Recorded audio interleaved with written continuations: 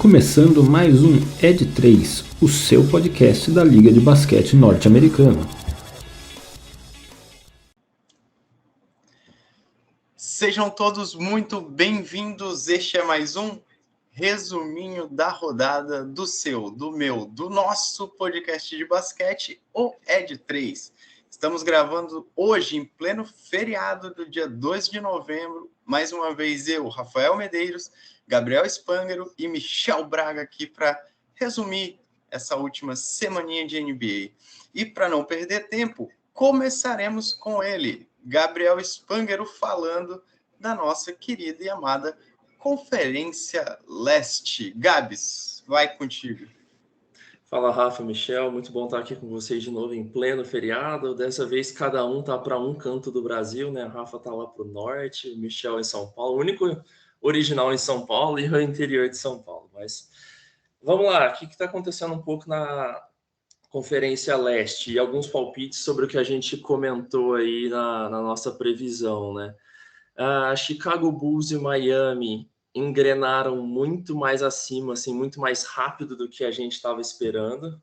Por exemplo, Chicago era um dos que a gente já tinha falado que iria engrenar, mas hoje já ocupa a primeira colocação da Conferência Leste. É claro que ainda está tudo muito cedo para a gente falar que vai continuar assim, mas já estão mandando muito bem.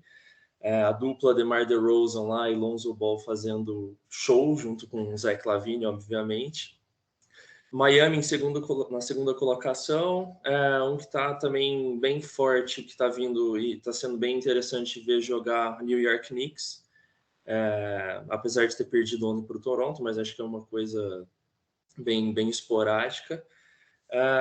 Dos times que a gente colocou muito acima, que hoje ainda não estão tão bem, a gente coloca os atuais campeões Milwaukee Bucks, que hoje ocupam a 11ª colocação. Acho que tiveram algumas lesões no meio do caminho aí, o Jrue Holiday se lesionou, o Chris Middleton, se eu não me engano, não jogou também o último jogo, então acaba tendo esses desfalques de jogadores muito importantes.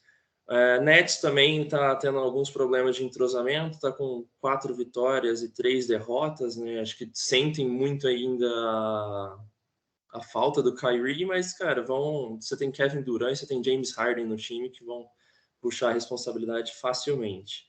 E dos times que a gente já sabia que não seriam tão bons, Detroit Pistons, estou acompanhando Detroit no nosso quinto quarto, está bem sofrido, mas todo mundo esperava disso. E aí o Orlando Magic também para baixo. Então acho que são os dois times que a gente estava esperando, que estava bem ruim, seriam temporadas um pouco mais difíceis de acompanhar, que realmente estão se mostrando como tal. Acho que de resumo é isso, Rafa. Inclusive, essa semana tivemos o clássico da beirada ali da Conferência Leste, Detroit Pistons e Orlando Magic, a primeira vitória do Detroit Pistons na temporada, né? Exatamente. Conseguiu. Não, tava sendo sofrido ver todos os jogos perdendo, aproveitamento dos arremessos horrível. Você jogava a bola para cima, parecia um tijolo, mas deve melhorar com a estreia mais forte aí do Cade Cunningham. Vamos ver. E você falou do Bucks. Nesse último jogo contra o Utah, o Bucks teve ele, Thanasis Antetokounmpo, jogando vários minutos. Ele entrou como titular, se eu não me engano, né? Por conta dessas lesões que você falou, o Holiday machucou no primeiro jogo da temporada, não está conseguindo se recuperar ainda não está 100% apto. E o Middleton também nesse último jogo não jogou, então foi um Bucks bem desfalcado e acabou sucumbindo até num jogo difícil pro Utah Jazz. Hoje bem. A gente tem Pistons e Bucks, e muito provavelmente vai ficar sem Chris Middleton, sem Holiday. Acho que é um jogo bem tranquilo para esse cara de fora. Mas mesmo assim, o Bucks é super favoritaço nesse jogo. Exatamente. Mesmo sem os principais, com certeza ainda é favorito. Muito bem. E do outro lado, Mano Mixel, como estamos na Conferência Oeste? Estamos bem, com algumas coisas interessantes acontecendo, né? Acho que os destaques principais aqui vão primeiramente para as boas campanhas de Utah Jazz e Golden State Warriors. O Jazz, na verdade, ele parece que a temporada regular do ano passado não terminou e ele segue na mesma toada e já com os 6 primeiros jogos, 5 vitórias e apenas uma derrota. Continua consistente, continua muito bem. Menos surpreendente até que o Warriors, que apesar de ser um time que a gente chegou a comentar na pré-temporada, era um time que a gente achava que viria mais forte, que daria mais trabalho. O Warriors começa o ano muito bem, também com 5 vitórias em 6 jogos. Stephen Curry continua matador demais, é no momento o principal pontuador da NBA até agora, exemplo do que foi ano passado. Esse ano ele está com uma média mais modesta, só 28,7 pontos por jogo. E também, aqui um detalhezinho a mais, é o principal pontuador de 3, cada vez mais se firmando como um dos maiores, se não o maior chutador de 3 da história. Já botou mais 31 bolinhas de 3 no aro nessa temporada, Stephen Curry. Única derrota do Golden State foi para um outro time que vem fazendo uma temporada interessante, apesar de com resultados um pouquinho mais difíceis, mas até porque se espera menos dele, que é o nosso amigo Memphis Grizzlies, de Ja Morant, que está jogando um absurdo. Nesse momento, Ja Morant é o terceiro, se eu não me engano, maior pontuador da temporada, com 28,3 pontos, perde só para o Curry e para o Paul George, e levou o Grizzlies até o 5º lugar, né? O Grizzlies tem até agora 4 vitórias e 3 derrotas, exatamente a mesma coisa que o Lakers. A diferença é que ninguém esperava isso do Grizzlies, talvez. Mas Ja Morant já vem até sendo ventilado para ser All-Star e alguns falam até que pode ser o MVP da temporada, apesar de ter muito chão ainda para correr aqui na temporada.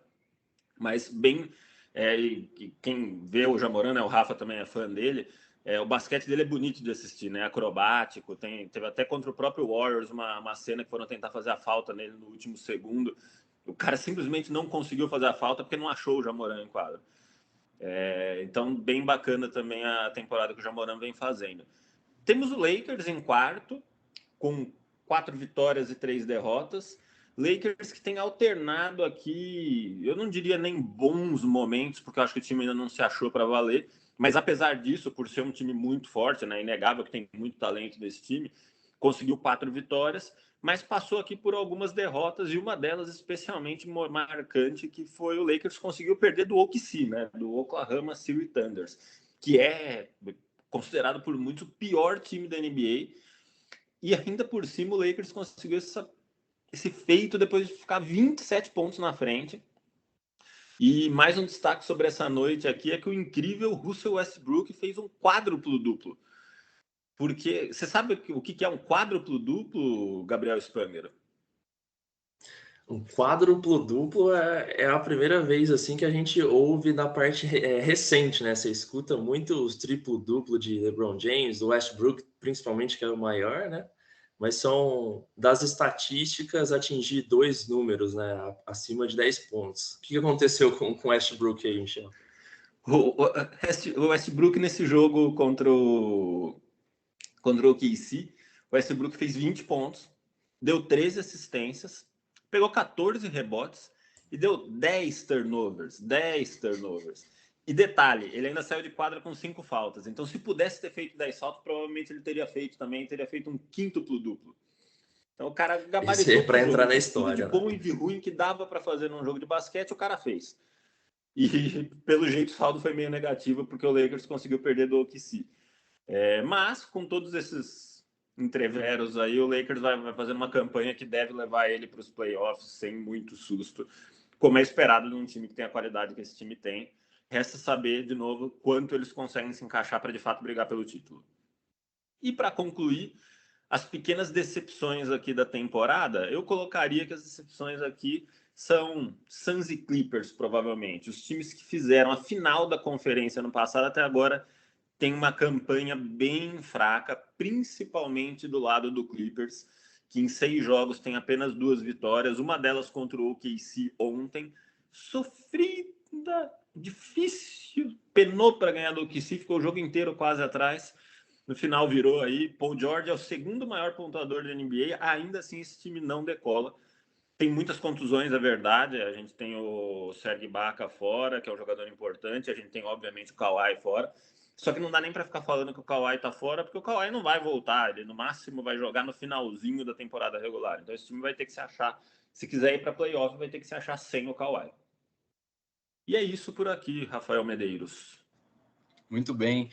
Eu não querendo criar polêmica, mas já criando vários memes durante essa semana de NBA em que as pessoas falando que Ja Morant é o pai do Golden State Warriors, né? Porque eliminou o Warriors ano passado no play-in, né? Ganhou agora, foi a única derrota que o Warriors teve nesses comecinhos de temporada. Então, Ja Morant e os Grizzlies, né, são aí pai do Golden State. Muito bem, acho que a gente passou por quase tudo aqui, e até já dando um spoiler, né, a gente vai fazer episódios um pouco mais longos que só o resumindo da semana para aprofundar um pouco em outros times e falar um pouco mais sobre o que a gente está enxergando, até do ponto de vista tático, entrosamento, etc., das equipes. Mas eu acho que os grandes marcos dessa segunda semana quase já de NBA, a gente já falou. Vale destacar, acho que aqui, na minha visão, ainda olhando para a Conferência Leste, o péssimo início do Boston Celtics também, um time que não tem se encaixado e que a gente até vai falar um pouco mais dele, não consegue, né? Não consegue, assim como o Lakers perdeu de virada para o OKC, o Celtics também tem sofrido viradas. Ontem perdeu para o Bulls, num jogo em que estava, entre aspas, teoricamente ganho, né? O Celtics tinha uma vantagem de quase 20 pontos para cima do Bulls. Sobre o Bulls, que o Gabriel falou, acho que o Bulls vai ter uma agenda, né, um calendário mais pesado agora, com jogos mais difíceis, e é o momento do Bulls se provar. Já se provou no primeiro contra o Celtics, perdeu o primeiro para o Knicks dessa parte do calendário mais pesado. Inclusive, para mim, um dos melhores jogos dessa semana foi Bulls e Knicks no Madison Square Garden, jogo decidido por 1 ponto. Última bola, o DeMar DeRozan tinha a bola na mão, escorregou para dar o arremesso e mandou um airball. Então, foi um jogaço. Meu destaque também ainda no leste, cara. Assistam os jogos do Charlotte Hornets. Cara, é sensacional assistir LaMelo Ball e todas as suas malabarices com a bola. E o jeito que o Hornets joga, cara, é muito gostoso ver o time do Hornets jogar. Acho que é um time que vai dar trabalho, vai vender caro derrotas nessa temporada e vai fazer uma campanha ali, na minha visão. Eu já tinha falado um pouco disso, na intermediária ali para brigar por play-in. Decepção no leste para mim, além de tudo que vocês já falaram, de Bucks e Nets, o Pacers. Eu esperava mais desse time. Eu sei que teve uma perda muito forte com o Tadeusz Young se lesionando, e aí o time não consegue realmente ter o seu time titular inteiro, mas eu confesso que eu esperava bem mais.